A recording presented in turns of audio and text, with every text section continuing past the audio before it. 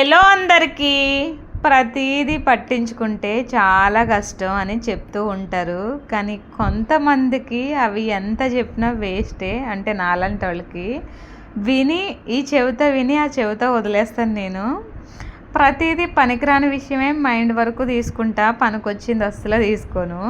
ఈ బజ్జీలు నా ఎదురుగానే వేడివేడిగా అలా ప్లేట్లో తీసుకొచ్చి నా ముందట అట్లా వేస్తుంటే చూడడానికి ఎంత క్రిస్పీగా ఎంత మంచిగా కనిపించాయో. కానీ పాపం నోరు తెరిచి తిను అంటే అని అంటే నేను తినలేకపోయాను.